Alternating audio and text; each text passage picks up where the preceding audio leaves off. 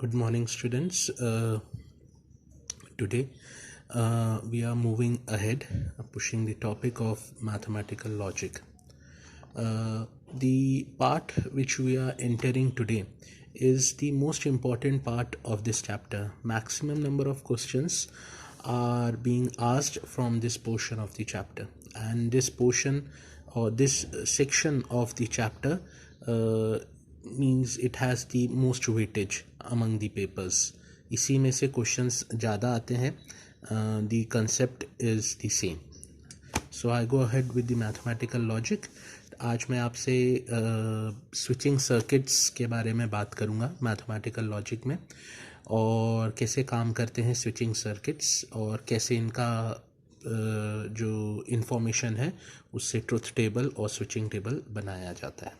सबसे पहले mathematical logic में मैं सर्किट आपसे डिस्कस करता हूँ. आपने फिज़िक्स में इससे पहले करंट इलेक्ट्रिसिटी चैप्टर में सर्किट्स के बारे में पढ़ा ही होगा कि how a circuit looks like. मतलब अगर मैं एक इलेक्ट्रिकल सर्किट की आपसे बात करूँ तो मैंने यहाँ पे एक इलेक्ट्रिकल सर्किट यहाँ ड्रॉ करा है, in which I can see a switch out है. This is a switch. आपके घर में स्विच रहता है फ़ैन को ऑन ऑफ करने का, वैसे ही एक स्विच है. ऑन कर दिया तो ऑन हो जाएगा, ऑफ़ कर दिया तो ऊपर है. मतलब ये अगर ऐसा ओपन है तो ये ऑफ़ है, और अगर ये ऐसा क्लोज हो जाएगा, if it gets close like this, अगर ये ऐसा क्लोज हो जाता है तो ये ऑन होता है, और ये अगर ऐसा ओपन रहता है तो दिस इज़ ऑफ. दो स्टेट्स रहती हैं इसकी, एक ऑन स्टेट रहती है, एक ऑफ स्टेट रहती है. अभी ये ऑफ स्टेट में है. और ये जो मैंने सिंबल यहाँ पे बनाया है ये लैंप का सिंबल है. मैं फिर से इसको बना देता हूँ आपके लिए. लैंप जनरली ऐसा ही करके बनाया जाता है और इसको सर्किट से जोड़ दिया जाता है यहाँ पे. तो ये लैंप का सिंबल है. ये मेरा पावर सोर्स है, कुछ भी हो सकता है, बैटरी, कुछ भी पावर सोर्स है जहाँ से मुझे मेरे सर्किट को पावर अप करने का वोल्टेज मिल रहा है. और ये जो लूप तैयार होता है, इसको, जिसमें आपका करंट फ्लो होता है, इसको लूप कहते हैं, है ना. जब ये लूप कंप्लीट होता है तभी ये लैंप ऑन होता है. अगर मतलब मान लीजिए मैंने एक कैंची लाया और ये वायर बीच से काट दिया, यहाँ से इसको ट्रंक कर दिया वायर को, तो ये लैंप ऑन नहीं होगा. तो इसको ऑन करने के लिए ये वायर्स का लूप जो है ये कंप्लीट होना चाहिए. इसको एक तरीके से और समझा जा सकता है. मतलब आप समझ लो कि आपके पास ये एक वाटर पंप है, और इस पंप से पानी आपने छोड़ा. जैसे ही आपने इससे पानी छोड़ा, पानी ट्रैवल करता हुआ ऐसे ऐसे, अगर ये आपका ओपन है, मतलब आपने यहाँ पे कुछ वॉल्व लगा के रखा है, तो अगर आपने ओपन रहा तो पानी आगे नहीं जाएगा, तो इसलिए इसको क्लोज़ करना पड़ेगा, तो आपका वाटर आगे फ्लो होगा. जैसे ही फ्लो होगा ये लैंप पे आएगा, इस लैंप को ऑन कर देगा, और फिर यहाँ से वो लौटता हुआ वापस अपने सोर्स के ऊपर वापस चला जाएगा. लेकिन अगर आपने यहाँ से पाइपलाइन काट दी, तोड़ दी पाइपलाइन यहाँ से, तो वो पानी फिर से यहाँ पे नहीं जा पाएगा, और उस केस में आपका लैंप ऑन नहीं होगा. तो ये जो कंप्लीट लूप रहता है, ये जो कंप्लीट पाथ रहता है, इस कंप्लीट पाथ को हम लूप कहते हैं. लैंप को ऑन करने के लिए लूप का कंप्लीट होना कंपलसरी सिचुएशन रहता है. अगर लूप कंप्लीट नहीं हो रहा है तो हमारा लैंप ऑन नहीं होता है. तो ये तो एक इलेक्ट्रिकल सर्किट की बात हुई कि एक इलेक्ट्रिकल सर्किट में क्या क्या रहता है और एक इलेक्ट्रिकल सर्किट कैसे काम करता है.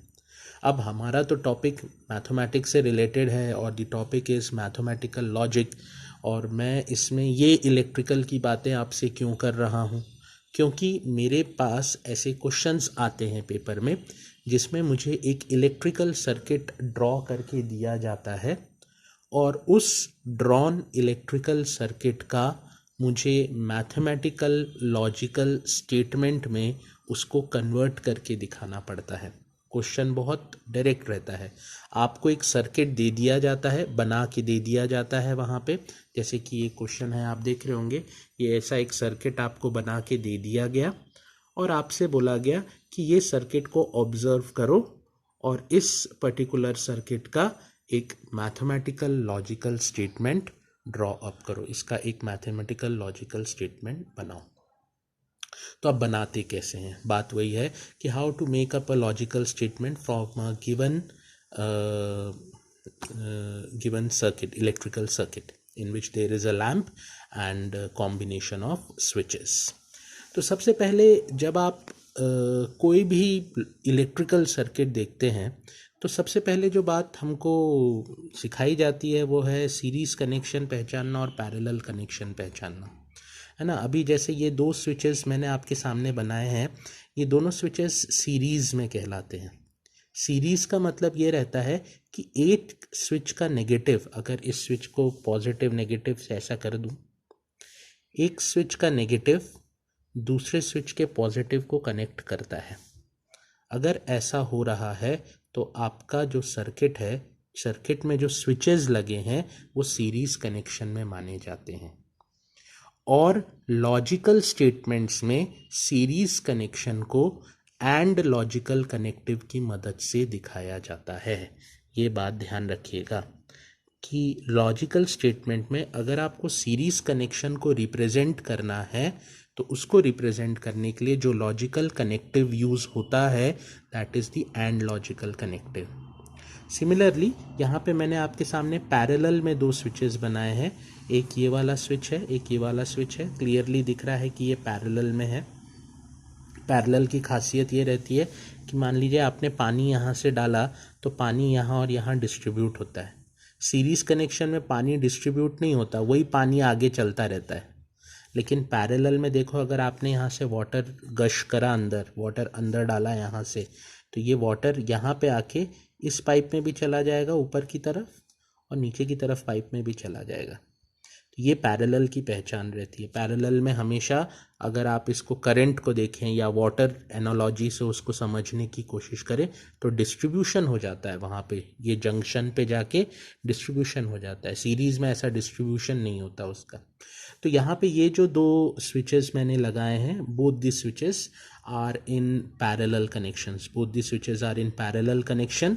और पैरेलल कनेक्शन को मैथमेटिकल लॉजिक में और लॉजिकल कनेक्टिव से रिप्रेजेंट करा जाता है। This is the logical connective used for parallel connection. This is the logical connective used for series connection.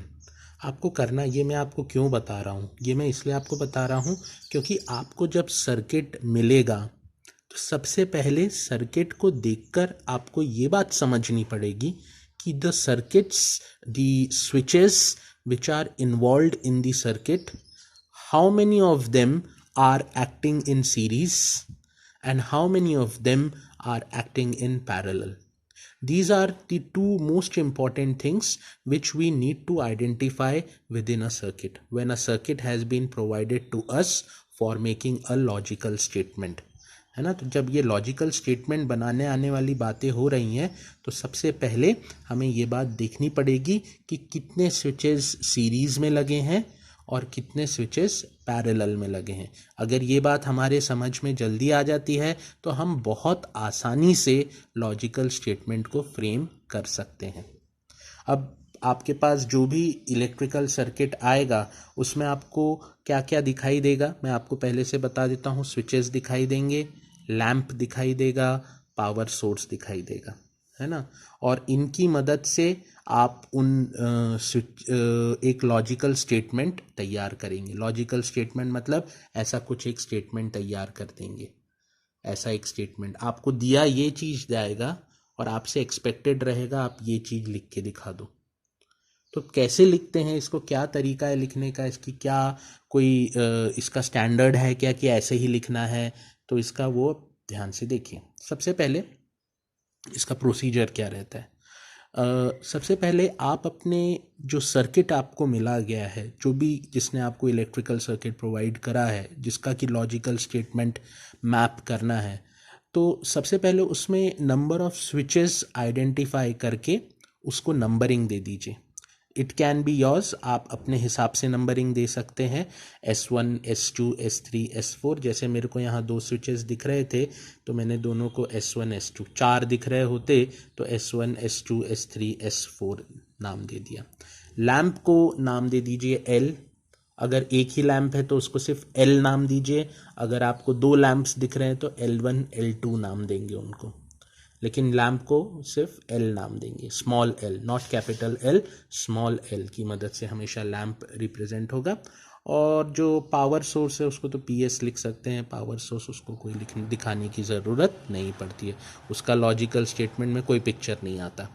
Logical statement में सिर्फ स्विचेस और लैंप को ही हम रिप्रेजेंट करते हैं।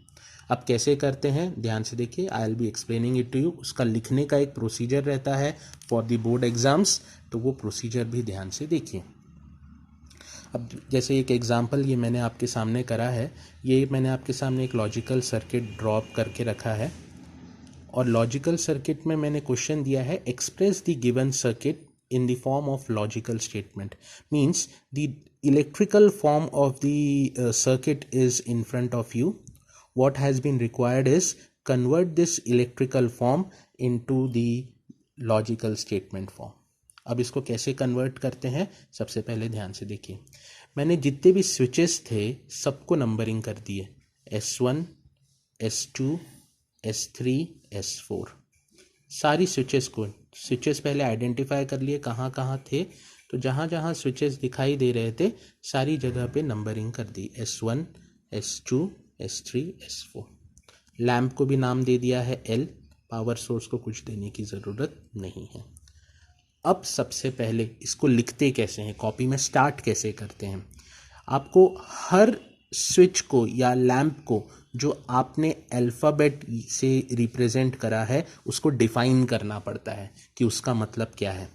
तो यहाँ मैंने L जो लिखा है, L का मतलब है द लैंप इज ऑन, है ना, द लैंप इज ऑन, आपने ये लैंप ऑन करके रखा है, ठीक है।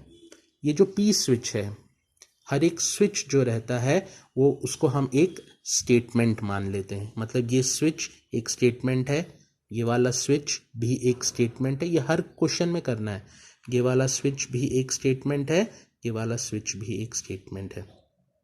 तो मैं ये S1 को एक स्टेटमेंट मान लेता हूँ, तो मैंने इसको लिख दिया the switch S1 is closed, closed भी लिख सकते हैं, वहाँ पे ऑन भी लिख सकते हैं, आपकी इच्छा है ना।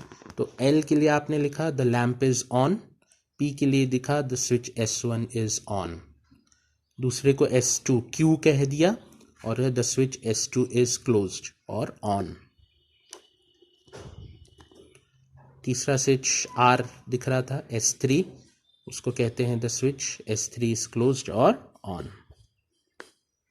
और जो आपके पास फोर्थ स्विच था वो S था, PQRS, switch S4 is closed और ऑन। कुछ भी लिख सकते हैं आप, क्लोज भी लिख सकते हैं, ऑन भी लिख सकते हैं, आपकी इच्छा है। अब इसको लिखने के बाद ये बहुत इम्पॉर्टेंट पार्ट है, ये आपकी कॉपी में सॉल्यूशन में सबसे पहले दिखना चाहिए, और यहाँ पे ये लिखते वक्त यहाँ ऊपर लेट लिखना बहुत ज़रूरी है ना। तो जब भी आपको इलेक्ट्रिकल सर्किट मिला है और the requirement is convert that electrical circuit into a logical statement, so सबसे पहले लेट करके ये सारे पैरामीटर्स को वहाँ पे शो अप करिए, and after that we proceed with the statement. अब इसको सॉल्व कैसे करना है, इसका आंसर कैसे लिखते थे। अब आप ये देखो कि ये जो आपके सामने इलेक्ट्रिकल सर्किट था ये क्लोज्ड कब होगा, मतलब आपने समझ लो यहाँ से करंट ने ट्रैवल करना चालू करा तो स्विच S1 जैसे ही क्लोज्ड होगा करंट आगे बढ़ जाएगा, स्विच S2 जैसे ही क्लोज्ड होगा करंट आगे बढ़ जाएगा, आगे बढ़ते बढ़ते यहाँ से आएगा और इस ब्रांच पे घुसेगा, और स्विच S3 अगर क्लोज रहा तो लैंप ऑन हो जाएगा। मतलब आपका पहला लूप S1 S2 और S3 को लेकर बन रहा है, मतलब लैंप L को ऑन करने के लिए अगर S1 S2 और S3 ऑन हो गए तो आपका लैंप ऑन हो जाएगा। मतलब S1 S2 और S3 अगर ध्यान से देखा जाए तो ये एक सीरीज सर्किट बना रहे हैं, S1 का माइनस S2 के प्लस में घुस रहा है, S1 का माइनस S2 के प्लस में घुस रहा है, S2 का माइनस S3 के प्लस में जा रहा है। और मैंने आपको बताया जब प्लस माइनस अटैच हो जाते हैं तो जो सर्किट बनता है वो सीरीज सर्किट कहलाता है, मैंने अभी आपको यहाँ दिखाया था। और सीरीज के लिए कौन सा लॉजिकल कनेक्टिव यूज़ करता हूँ, एंड। तो आप यहाँ पे लिखेंगे S1, S2 and S3 are in series. S1, S2, S3 are in series, मतलब P, Q and R are in series. और सीरीज को कैसे कनेक्ट, P Q के साथ सीरीज कनेक्शन में है, तो P और Q के बीच में मैंने एंड लॉजिकल कनेक्टिव लगा दिया। Q R के साथ में सीरीज कनेक्शन में है, तो Q और R के साथ में भी मैंने एंड लॉजिकल कनेक्टिव लगा दिया। मतलब इस लैंप को ऑन करने के लिए जो पहली सक्सेसफुल कंडीशन है वो ऐसी तैयार हो जाएगी कि S1, S2, S3 अगर तीनों ऑन हो गए, S1, S2, S3 अगर तीनों ऑन हो गए तो ये बैटरी से चलने वाला लैंप ऑन हो जाएगा। तो आपने पहला केस बनाया, और ये तीनों कैसे हैं, सीरीज में है, तो इन तीनों के बीच में आपने कौन सा लॉजिकल कनेक्टिव लगा दिया, एंड, क्योंकि एंड लॉजिकल कनेक्टिव सीरीज को रिप्रेजेंट करता है। तो आपका सबसे पहला पार्ट आ गया P, Q and R in series. P S1 is series to S2 in series to S3। अब एक और देखता हूँ, इसको लैंप को ऑन करने का एक और तरीका था मेरे पास में कि S1, S2 और S4 यहाँ से करंट जाने लगे तो भी आपका लैंप ऑन हो जाएगा। मतलब आपके पास S1, S2, S4 भी अगर सीरीज में रहे तो भी मेरा लैंप ऑन हो जाएगा। तो मैंने आपने दूसरी कंडीशन भी लिख दी कि P in series S1 in series with S2, S2 in series with S3, तो भी लैंप ऑन हो जाएगा। और ये दो अलग अलग कंडीशंस हैं लैंप को ऑन करने की, कोई भी एक चीज़ हो जाए तो लैंप ऑन हो जाएगा। तो मैंने बीच में काय का लॉजिकल कनेक्टिव लगा दिया, और का। या तो ये कंडीशन हो जाए पूरी की पूरी, ये पूरा ब्रैकेट सेटिस्फाई हो जाए तो मेरा लैंप ऑन है, या तो मेरी ये कंडीशन सेटिस्फाई हो जाए तो भी मेरा लैंप ऑन है। तो मेरे पास ये कंडीशन है दोनों लैंप्स को ऑन करने के लिए। अब आप यहाँ पे भी क्वेश्चन को छोड़ सकते हैं और चाहें तो उसको ऐसा भी करके लिख सकते थे, आपकी इच्छा है। यहाँ भी आपने अगर उसको छोड़ दिया तो आपने लॉजिकल स्टेटमेंट उसका मैप कर लिया। आई होप ये क्वेश्चन आपको आया होगा समझ में। इसमें ये रिप्रेजेंटेशन बहुत इंपॉर्टेंट है, ये स्टेटमेंट्स लिखना बहुत इंपॉर्टेंट है। उसके बाद में ये बात को आइडेंटिफाई करना कि ये लैंप ऑन होने के लिए क्या क्या कंडीशंस हैं, कब ये लैंप ऑन होगा।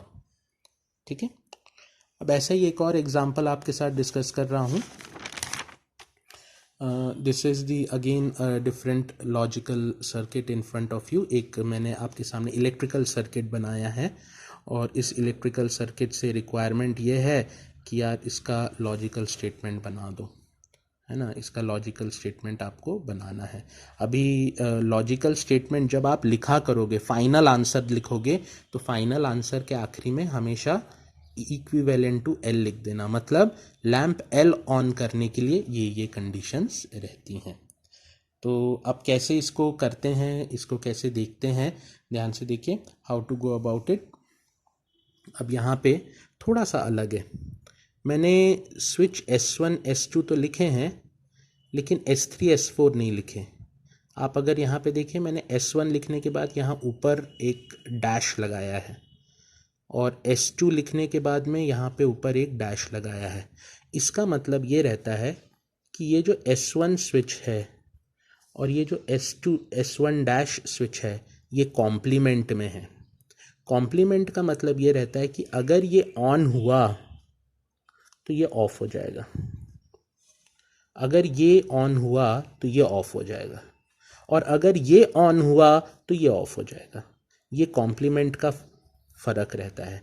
और ये कॉम्प्लीमेंट कैसे पहचान में आता है, वो आपको क्वेश्चन में बना के देगा, या आप अपने मन से नहीं सोच सकते, वो क्वेश्चन में आपको बना के देगा। और कैसे उसको रिप्रेजेंट करते हैं, जनरली जो स्विच का नाम रहता है उसके ऊपर उसको एक ऐसे डैश लगा के दिया जाता है। This is the representation representing complement of switches.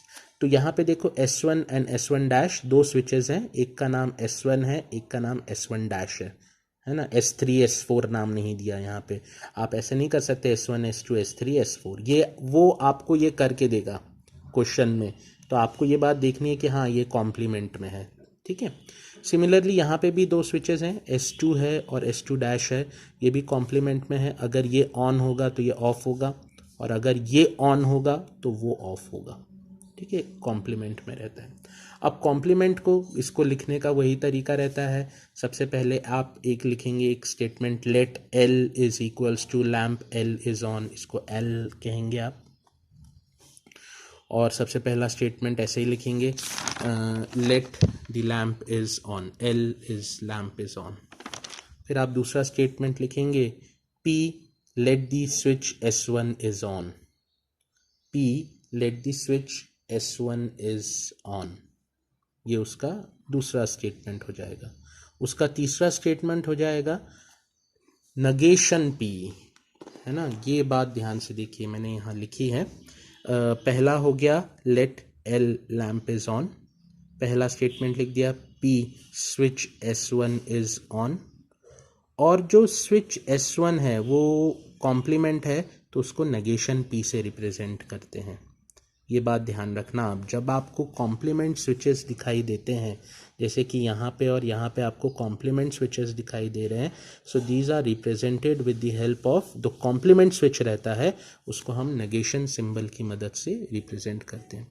तो इसका जो सर्किटरी बन जाएगा वो होगा negation P switch S1 dash is on, और नगेशन Q, ये Q था तो ये बन गया negation Q, negation Q switch S2 is on. और अब आपको बताना है कि L कब कब ऑन होगा, तो आपका जब ये और ये वाला स्विच ऑन हो जाएगा तो आपका लैंप ऑन हो जाएगा। मतलब आपका S1 डैश और S2 सीरीज़ में है, और ये दोनों जब आपके शॉर्ट हो जाएंगे, ऑन हो जाएंगे, तो आपका लैंप ऑन हो जाएगा। तो S1 डैश को आपने नगेशन P से रिप्रेजेंट करा था, और S2 को आपने Q से रिप्रेजेंट करा था, और ये दोनों आपके सीरीज़ में हैं। तो देखिए मैंने इन दोनों को एंड लॉजिकल कनेक्टिव से कनेक्ट कर दिया है। तो इस लैंप को ऑन करने के लिए पहली कंडीशन क्या हो गई कि S1 डैश और S2 ऑन हो जाने चाहिए, तो मैंने ये कंडीशन लिख दी। फिर मैंने देखा और लैंप कैसे कैसे ऑन हो सकता है, तो मैंने देखा यार ये दोनों स्विचेस भी ऑन हो जाएं तो भी लैंप ऑन हो जाता है, तो मैंने सेकेंड सिचुएशन भी लिख दी यहाँ पे। और इन दोनों में से कोई भी एक कंडीशन लग जाए तो लैंप ऑन हो जाएगा, इसलिए बीच में और लॉजिकल कनेक्टिव बिठा दिया। या तो ये लग जाए तो भी लैंप ऑन है भाई, या तो फिर ये लग जाए तो भी लैंप ऑन है ना। तो you need to observe it carefully कि कौन सी कंडीशन में हम इस लैंप को ऑन कर सकते हैं। तो सबसे पहले तो आपको ये लॉजिकल स्टेटमेंट लिखते आना चाहिए। सर्किट आपको दिया जाएगा, सर्किट को ऑब्जर्व करके लॉजिकल स्टेटमेंट को मैप करते आना चाहिए कि लॉजिकल स्टेटमेंट मैप कैसे होगा। Okay, so this is the methodology, ये तरीका है लॉजिकल स्टेटमेंट को मैप करके सर्किट को ऑन करने का। और ये जो मैंने फाइनल आंसर लिखा है, this is the final answer, ये आपका फाइनल आंसर है। याद रखिए आखिरी आंसर में ये 3 इक्विवेलेंट करके L लिखना मत भूल जाइएगा, है ना। इसका मतलब ये स्टेटमेंट का अब ये मतलब होता है या तो ये तरीके से या फिर ये तरीके से, या फिर मतलब और, या तो ये तरीके से या फिर ये तरीके से ये लैंप को ऑन रखा जा सकता है। ठीक है, तो this is the electrical circuit, this is the logical statement related to the circuit. सबसे पहला क्वेश्चन आपसे यही पूछा जाता है जो आखिरी पोर्शन है कि इलेक्ट्रिकल सर्किट से लॉजिकल स्टेटमेंट बनाना आता है कि नहीं आता है। तो ये बनाना तो अब आपको आ गया रहा होगा समझ में कि ये कैसे बनाया जाता है। थोड़ा सा इसको प्रैक्टिस लगती है, बहुत ज़्यादा भी नहीं लगती है, लेकिन अगर आपकी आदत लग गई है तो you can easily make it, है ना। अब जैसे मैंने यहाँ पे भी ध्यान से देखिए एक और एग्जाम्पल आपके सामने, और देख के ही अब सीधा लिख दिया, ज़्यादा कुछ लिखा नहीं। हालांकि ये जितनी रिक्वायरमेंट्स हैं आपको सोल्यूशन में हमेशा लिखनी चाहिए। ये जो मैंने यहाँ से यहाँ तक की रिक्वायरमेंट्स लिखी हैं, दीज आर इम्पॉर्टेंट रिक्वायरमेंट्स, और ये हमेशा सोल्यूशन में दिखाई देनी चाहिए कि ये कैसे है क्या है। तो अब एक और इलेक्ट्रिकल सर्किट बनाया था आपके सामने मैंने यहाँ पे, ये मेरा पावर सोर्स था, ये मेरा लैंप था, ये स्विचेस थे। तो अब मैंने देखा यार लैंप कब ऑन हो जाएगा, ये वाला S1 का स्विच ऑन हो जाए तो लैंप ऑन हो जाएगा। तो मैंने लिख दिया P। और दूसरा तरीका क्या है, ये वाला स्विच भी ऑन हो जाए तो भी लैंप ऑन हो जाएगा, ये यहाँ से करंट ऐसे जाएगा, ऐसे जाके लैंप को ऑन कर देगा। तो Q नेगेशन Q भी एक तरीका है। मैंने देखा ये दोनों स्विच जो कि सीरीज़ में लगे हैं, ये भी अगर ऑन हो जाए तो भी लैंप ऑन हो जाएगा। तो मैंने नेगेशन P एंड Q, और ये तीनों में से कोई भी एक तरीका लग जाए तो लैंप ऑन रहेगा। तो इन सब के बीच में और लॉजिकल कनेक्टिव यहाँ बिठा दिया। या तो ये तरीका लग जाए या फिर यानी कि और, या तो ये तरीका लग जाए या फिर यानी कि और, ये तरीके में से कोई भी लग जाए तो आपका स्विच ऑन हो जाएगा। मतलब इसको फाइनल आंसर अगर लिखना होगा तो ये 3 इक्विवेलेंट टू का सिंबल लगाकर यहाँ L लिख दूंगा। आया आपको समझ में? आई होप आपको इलेक्ट्रिकल सर्किट से उसका लॉजिकल काउंटर पार्ट बनाना, उसका लॉजिकल स्टेटमेंट तैयार करना, ये बात आई होगी समझ में। अब इसी में आगे जो नेक्स्ट क्वेश्चन बनता है 4 नंबर का, कई बार यही क्वेश्चन आता है पेपर में कि आपको इलेक्ट्रिकल सर्किट दे दिया जाता है और आपसे एक्सपेक्टेशन ये रहती है कि उस इलेक्ट्रिकल सर्किट को कन्वर्ट करो लॉजिकल स्टेटमेंट में। और लॉजिकल स्टेटमेंट बनाने के बाद में, मतलब ये इतना कार्यक्रम करने के बाद में, ये ख़त्म नहीं हुआ, ये तो कर ही दिया आपने, इतना कार्यक्रम करने के बाद में आप अब स्विचिंग टेबल या इनपुट आउटपुट टेबल फॉर्मेट करो। स्विचिंग टेबल किसको कहते हैं? स्विचिंग टेबल ट्रुथ टेबल को ही कहते हैं। मतलब आपने ये स्टेटमेंट बना लिया, ये जो स्टेटमेंट आपने बनाया है, इस स्टेटमेंट का आपको ट्रुथ टेबल बनाना है। ट्रुथ टेबल बनाने के लिए मैंने आपको तरीके बताए थे कि कितने रोज़ आते हैं, तो स्टेटमेंट देख लो, P और Q है तो 4 रोज़ आएंगे। कॉलम्स कितने आएंगे, कितने लॉजिकल कनेक्टिव्स हैं, 1 2 3 और 4 और 5 लॉजिकल कनेक्टिव और 2 स्टेटमेंट, मतलब 7 कॉलम्स बनकर आएंगे, है ना। वो मैंने आपको तरीका बताया था कि ट्रुथ टेबल कैसे बनाते हैं। तो जो आप इसका ट्रुथ टेबल बनाएंगे उसको हम स्विचिंग टेबल भी कहते हैं। स्विचिंग, कई लोग उसको स्विचिंग टेबल कहते हैं, कई लोग उसको ट्रुथ टेबल कहते हैं। तो अगर आपके पास एक इलेक्ट्रिकल सर्किट है, इलेक्ट्रिकल सर्किट का लॉजिकल स्टेटमेंट आपने बना लिया है, और उस लॉजिकल स्टेटमेंट का अगर आपको ट्रुथ टेबल बनाना है तो वो ट्रुथ टेबल को हम उसका स्विचिंग टेबल कहते हैं। एक और आती है चीज़ जिसको कहते हैं input output table. Input output table बनाना स्विचिंग टेबल के जैसा ही रहता है, बस जहाँ ट्रू और फॉल्स लिखा है वहाँ पे 1 और 0 लिखना पड़ता है। अगर आप उसको ट्रू और फॉल्स करके टेबल बनाएं तो उसको स्विचिंग टेबल कहा जाता है, और अगर उस ट्रू और फॉल्स को 1 और 0 से रिप्लेस करके बना दें उसी टेबल को तो उसको इनपुट आउटपुट टेबल कहा जाता है। Is that clear? अगर मैं आपकी बुक में आपको इसका एक एग्जांपल दिखाऊं तो ये एक एग्जांपल देखिए आपकी बुक में, ये एक टेबल है जो कि किसी लॉजिकल स्टेटमेंट का बना हो। ये ऊपर एक लॉजिकल स्टेटमेंट है, उसका ये टेबल इनने बनाया है ना। अब देखिए यहाँ पे कितने स्टेटमेंट्स दिख रहे थे, P Q और R दिख रहा था, तो इसने 2 की पावर 3 8 रोज़ बना दी। 1 2 3 4 5 6 7 8 रोज़ बन गई। कॉलम कितने बनने वाले हैं वो भी मालूम करा जा सकता है। लॉजिकल कनेक्टिव्स काउंट करो, 1 2 3 4 5 6 7 और 8, है ना। तो 8 आपके पास लॉजिकल कनेक्टिव्स हो रहे हैं। तो यहाँ पे कितने हो गए, 1 2 3 4 5 6 7 8, और 2 स्टेटमेंट्स थे P और Q, तो 9 और 10 आपके कॉलम्स बनकर आए। तो ये जो स्टेटमेंट है जिसमें 1 0 1 0 दिख रहा है, इसको कहते हैं इनपुट आउटपुट टेबल। और अगर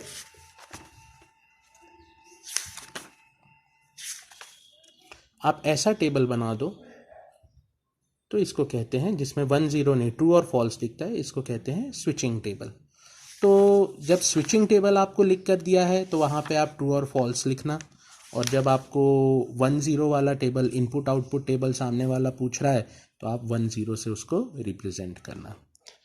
आई होप आपको आज का ये टॉपिक इतना समझ में आया होगा। नेक्स्ट क्लास में मैं इसमें थोड़ा सा और आगे जाऊंगा and I will be completing this topic. मैं इसके आखिरी वाले पार्ट को डिस्कस कर लूँगा, थोड़ा सा वो इससे एक स्टेप आगे है, लेकिन ये वाला पोर्शन आज आपको आया होगा समझ में। आज इस पे बेस्ड मैं आपको टेस्ट में क्वेश्चंस देने वाला हूँ, so please go through it and if you find any difficulty just consult me in that case. Okay, thank you.